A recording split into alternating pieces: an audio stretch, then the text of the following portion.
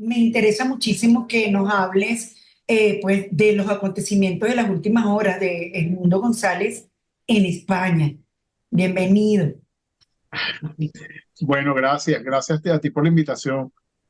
Mira, esto es algo que hay que verlo hasta ahora con serenidad, diría yo. Es muy importante porque sin duda uno no podría negar de que es un golpe anímico para la lucha por la democracia. De hecho, uno tener al liderazgo dentro del territorio siempre significa que está molestando al régimen, que está tratando de quebrar las estructuras que lo sostienen, que esencialmente son las estructuras militares y del sistema de justicia. Eso desde el punto de vista anímico es indudable que nos causa como uno siente como una baja frente a eso. También hay que hacerle mucho seguimiento y esto es una postura muy personal a a la mediación de España con este tema. A mí me parece eh, extremadamente sospechoso que el reino de España que sea España quien haya mediado para esto.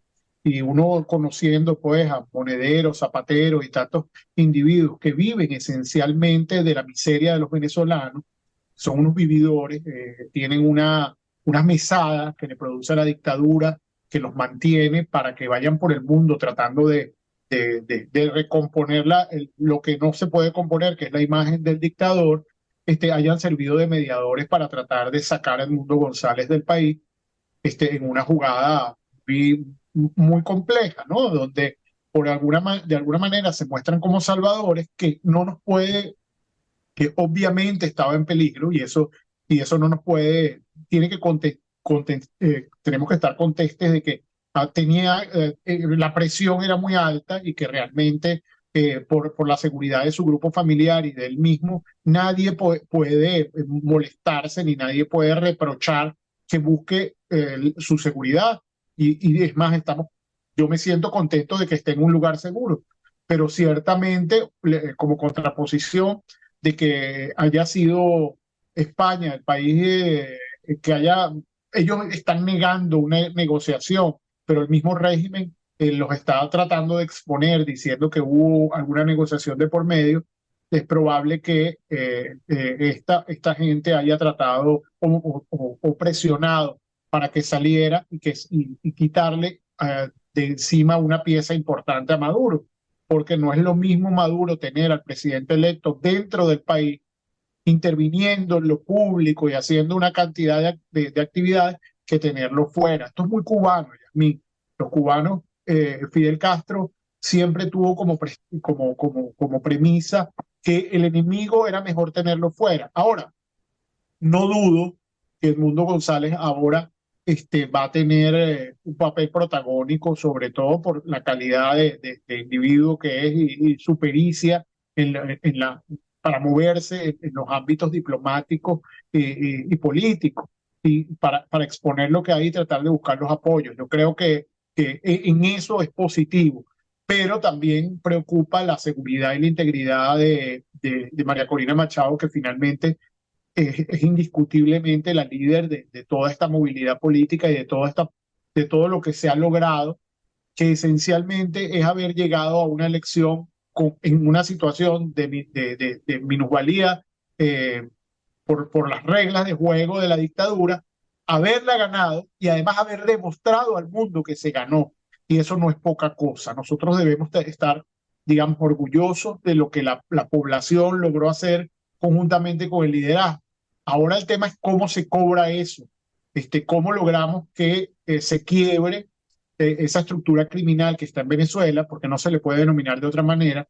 No hay ningún gobierno en el mundo que tenga 2.000 personas detenidas y a quienes catalogue como terroristas. No hay ningún gobierno en el mundo que tenga, por ejemplo, al ministro de Interior solicitado, al ministro de la Defensa solicitado, el presidente de la República solicitado, todos por crímenes gravísimos vinculados con el narcotráfico. Entonces eso hay que contextualizarlo. Yo creo que hay una enorme dificultad para lograr que por una vía pacífica se logre una transición en Venezuela, sobre todo cuando estas personas no tienen escrúpulos. Tenemos un fiscal general que es un carcelero, un criminal de lesa humanidad, que persigue sin ningún empacho a cualquiera que trate de contrariarlo, y esto es, bueno, es peligrosísimo. Yo creo que nunca habíamos tenido una persona con tan poca formación jurídica, pero además con tan poca formación cívica al mando de un poder público o de una estructura tan importante como el Ministerio Público.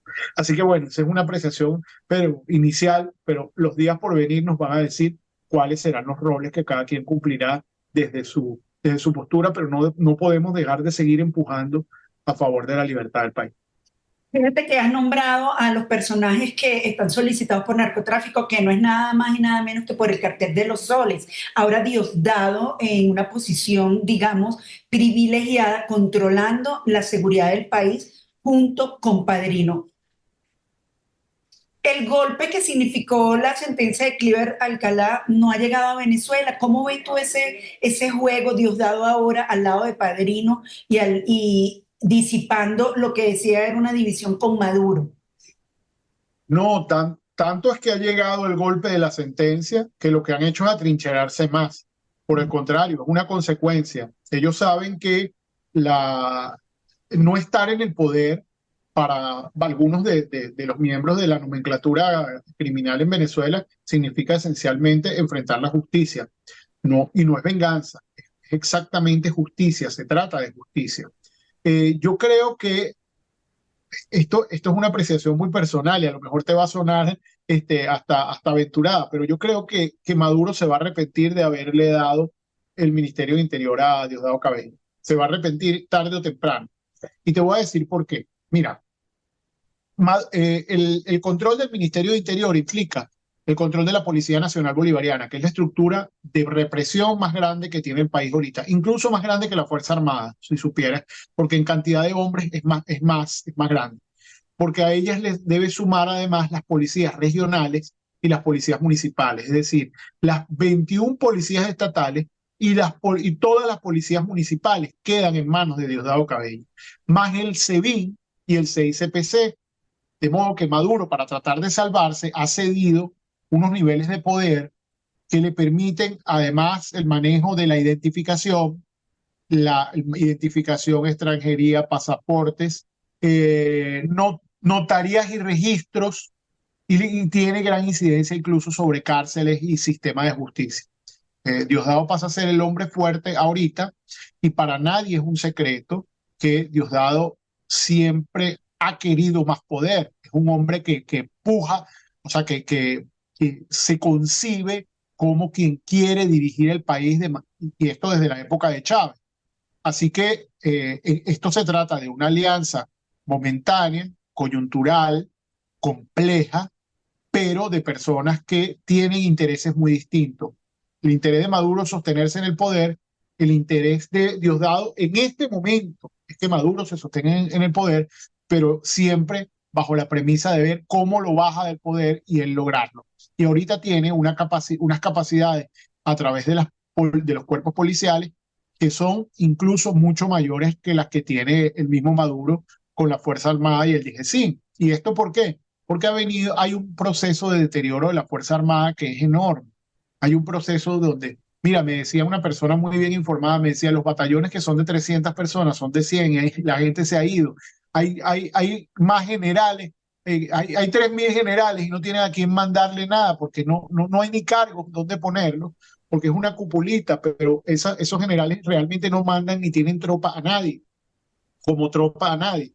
Entonces se va quedando de vacía la Fuerza Armada Nacional, y creo que ahí hay una estrategia. Y encima Diosdado tiene además toda la fuerza de choque de los colectivos, que de alguna manera, si tú ves, hay hechos muy significativos. El día 29 de julio, después de las elecciones, Yasmín, la gente manifestando llegó a una cuadra de Miraflores. Yo no sé si la gente se dio cuenta de eso. Estuvieron muy cerca de Miraflores, el Palacio de Justicia, el Palacio de Gobierno, para quienes no son venezolanos. Y la gente llegó manifestando ahí, y una masa importante que hubiese podido irrumpir sobre eso. Y no hubo policía que se opusiera a eso, ni hubo guardia, nadie se opuso a eso. Fueron los colectivos armados que llegaron disparando, y finalmente son los responsables de muchas de las muertes que ahí se produjeron. ¿Quién mandó esos colectivos? Diosdado Cabello. ¿Quién controla eso? Diosdado Cabello. Entonces tiene todo el control de la violencia y también de la investigación. Así que yo creo que Maduro tarde o temprano se va a arrepentir de esa decisión, porque esta es una decisión que le conviene coyunturalmente, pero que a largo plazo no es sostenible porque en definitiva no son aliados. Son aliados para sostenerse en el poder, pero en definitiva siempre habrá una ruptura porque tienen intereses que son contrapuestos. Y el papel de padrino, y cómo queda eso que dijiste que están solicitados, pero no pasa nada. Y están solicitados por un delito grave como el narcotráfico, nada más y nada menos que por el Departamento de Estado. Sí, bueno, el papel de padrino siempre ha sido el de apaciguar a la Fuerza Armada. Esa es la razón por la cual toda su generación, fíjate que toda su generación está en retiro. O sea, todos los que tienen su edad llegaron al punto de retiro y él se mantiene. Y Maduro no se atreve a quitarlo porque de alguna manera Padrino es el gran corruptor de la Fuerza Armada. ¿Qué es el gran corruptor? Es decir, él ha ido metiendo a generales y a personas en negocios, en latrocinio, en corrupción. Y esos privilegios es lo que sostiene de alguna manera el poder, porque donde se maneja la Fuerza Armada, esa Fuerza Armada no quiere perder esos privilegios que tiene, que los coloca a años luz del resto de la población. Nosotros tenemos población ganando $3, tenemos gente ya saliendo hacia Colombia y hacia Brasil, lo estamos viendo, una nueva ola migratoria, y tenemos a los generales con sus hijos viviendo fuera, tienen además 4 o 5 vehículos de lujo, bienes en el extranjero, empresas, etcétera, todo producto de la corrupción. Entonces el gran corruptor de la Fuerza Armada, el destructor de la Fuerza Armada, es Vladimir Padrino. Y ese es un liderazgo eso es casi, diríamos nosotros desde el punto de vista criminológico, es un pranato. Él es un delincuente que sostiene a la Fuerza Armada y la va corrompiendo, siempre a favor del poder.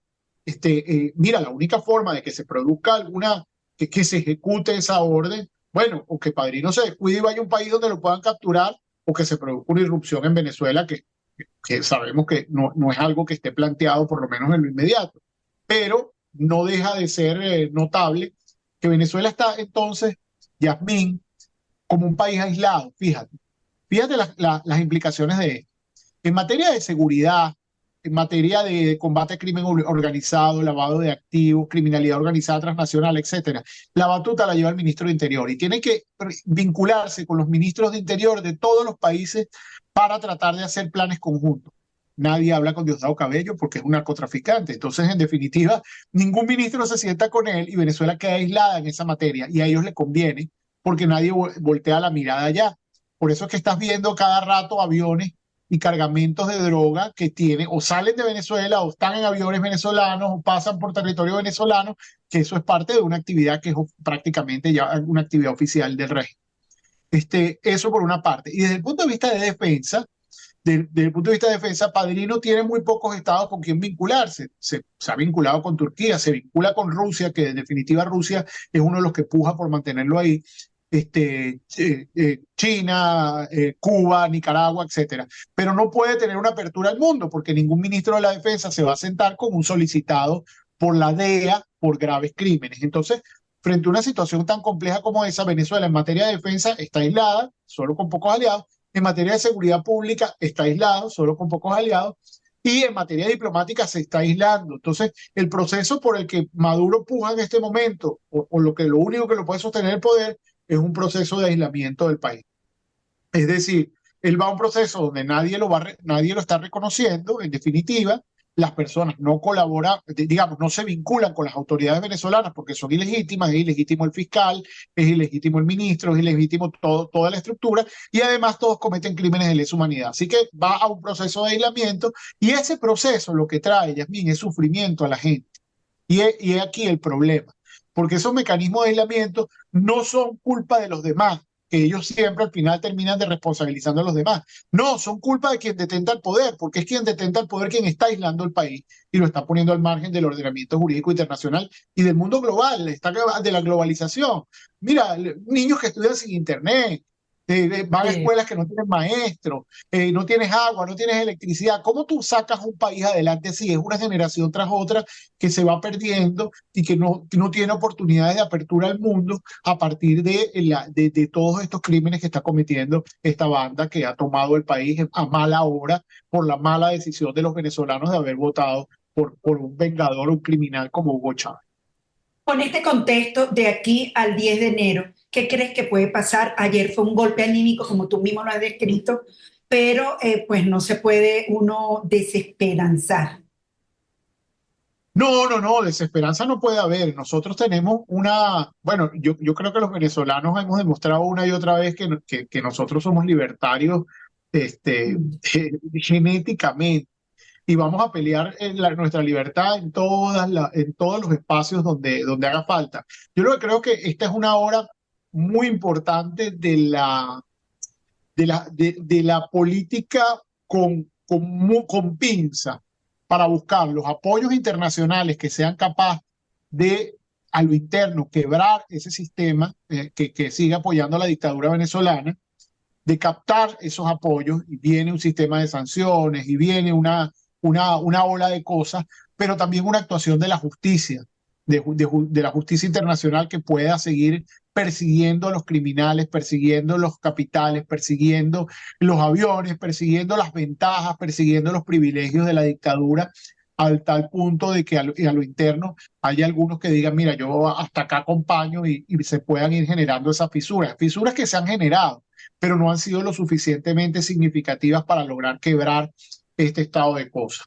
Yo creo que nosotros lo primero que tenemos que hacer es un reconocimiento de la gesta heroica de la población el 28 y los días previos. El tema de los comanditos es una cosa sin precedentes, lograr demostrar el fraude, lograr haber cuidado los votos, las mesas, poder tener las actas que jamás va a mostrar la dictadura venezolana, porque no las puede mostrar, porque las actas los colocan como perdedores y de manera muy evidente. Así que esa gesta hay que apalancarse en ella y seguir presionando de afuera hacia adentro y también lo que se puede hacer a lo interno. Pero sabemos que tenemos una población que, que tiene un miedo y un miedo además que es fundado, porque Mm. esta gente es capaz de secuestrar, desaparecer, torturar sin ningún empacho, sin ningún prurito. Ya se acostumbraron a hacerlo. Y es muy significativo esto, Yasmín, porque cuando tú te pones a ver, son venezolanos atentando contra venezolanos, venezolanos matando venezolanos, venezolanos reprimiendo venezolanos, desapareciendo venezolanos. Qué tristeza da que el chavismo haya logrado crear estos monstruos, porque realmente una persona que torture a otra o la desaparezca son realmente monstruosidades. O que le hayan pedido una orden de captura a Edmundo González, por ejemplo, por delitos inexistentes.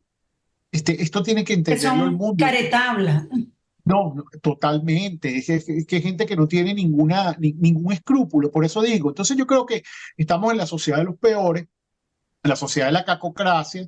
Nunca había habido tanta gente con tantos rasgos psicopáticos, y eso lo he dicho varias veces, detentando poder, porque esto no les importa al resto de la población, sino les importa seguirse enriqueciendo a costa del país, y no les importa el proyecto de vida del resto. Si la gente vive o muere, tampoco les importa. El chavismo terminó siendo lo que muchos decían, un periodo de oscuridad, un periodo de criminalidad en definitiva, y una gran organización de crimen transnacional, que es lo que trata de exportar al resto del mundo. Yasmín, ahí voy con otro punto, que es importante, que es que la región cree que muchos en la región creen que es un tema de los venezolanos, que es un tema del país, y no, está mal. Mientras Maduro esté ahí, están en riesgo todas las democracias de la región, porque esto es un proyecto que intenta internacionalizarse, que intenta resquebrajar las estructuras y las instituciones del resto de los países.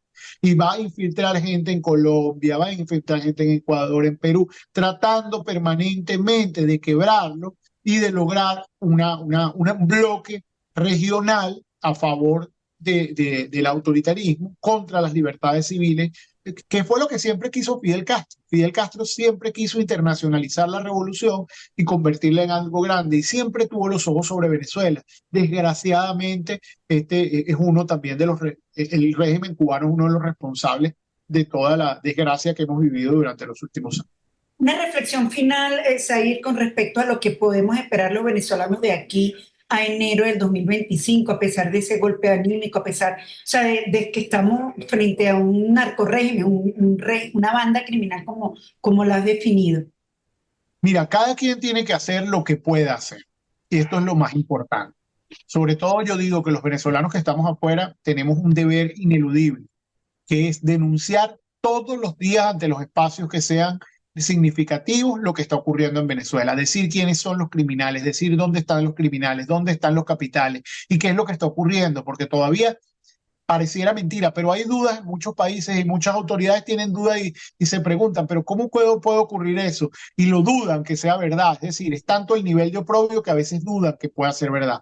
Ese es el papel de nosotros como ciudadanos y además exigirle a los organismos internacionales, exigir a los espacios de Naciones Unidas, Corte Penal Internacional, Sistema Interamericano y a cada uno de los estados donde estamos que presionen, que desconozcan ese régimen, que intenten por todas las vías perseguir los dineros productos del robo, del saqueo del país, de modo de tratar de quebrarlo. Pero eso es una tarea ineludible de todos los venezolanos, a ver si logramos que se generen las fisuras necesarias para que de aquí a enero se pueda producir una transición, algún acto de constricción de algunos de los que están ahí, no de las cabezas, pero de los que están todavía dentro de la estructura de poder y que pueda generarse alguna fisura por donde entrar.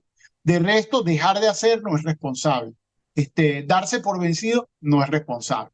Entregarle el país a la dictadura no es responsable. Así que nuestra responsabilidad tenemos que asumirla a cada quien y no es que María Corina Machado, que el mundo, no. Hay que seguir el liderazgo, seguirlos apoyando, por supuesto, pero cada quien tiene que tener un rol militante en la causa y en las cosas que tenemos que hacer cuando nos digan que haya que hacerlo y tener la voluntad propia de hacerlo. Nada más, cosas como la que tú haces, de hacer un programa donde expliques y que haya libertad, quiebra la censura que hay en Venezuela y muchos pueden oír cosas que en Venezuela no puedes oír porque secuestraron la radio, secuestraron la televisión, acabaron con todos los medios, acabaron con la prensa escrita, acabaron con todos los mecanismos donde la gente pueda expresarse. Entonces tenemos que seguirlo haciendo de afuera para adentro para seguir presionando.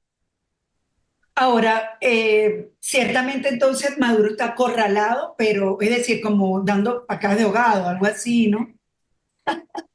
Mira, Maduro está en la peor de las condiciones. ¿Cuál es la peor de las condiciones? Mira, no tiene apoyo popular, y esto es importante. Es decir, el chavismo prácticamente desapareció. Hasta la señora de la CLAP, la que reparte el gas y todo, votaron por Edmundo González. Sabe que no tiene apoyo popular. Tiene un desconocimiento masivo de la comunidad internacional. Nadie lo quiere. Ya todo el mundo lo trata de dictador y de criminal. Y a lo interno también hay, digamos, no todo el mundo quiere montarse en ese barco del señalamiento como criminal y narcotraficante. Entonces, ¿está en, en el peor escenario? Sí, está en el peor de los escenarios. Ahora, ¿eso quiere decir que va a soltar el poder? Tal vez no, pero sí está en el peor de los escenarios. ¿Por qué? Porque antes de la elección, por lo menos tenía algunos estaban confundidos y creían que podía tener cierta legitimidad, pero para nada. Todo lo contrario. Cada vez tiene algo que él pretendía tener con la elección, que era cierta legitimidad, la ha perdido completamente. Y solamente estados mafiosos como Rusia, por ejemplo, Nicaragua, etcétera, son quienes lo secundan. El resto del mundo libre lo aborrece. Entonces Maduro es un paria, pero lo lastimoso es que siendo un paria, Venezuela se va aislando también de a poco porque queda fuera de todo por estar en manos de criminales. Hay que liberarlo de ese secuestro y hay que verlo desde la lógica de los secuestradores. Estos secuestradores, es difícil negociar con los secuestradores, pero mientras se negocia hay que aplicar también cualquier otro mecanismo. Así que todo es válido para desalojarlo, todo, inclusive el uso de la fuerza, y hay que decirlo, también es válido para desalojarlo. La Constitución autoriza a buscar cualquier medio para reponer el orden constitucional que ha sido violado por esta organización criminal. Bueno, muchísimas gracias, Zair. De verdad, como siempre, muy aleccionador y bueno, esperemos que todo sea para el bien de los venezolanos. Un abrazo, Yasmín. Gracias a ti por la invitación.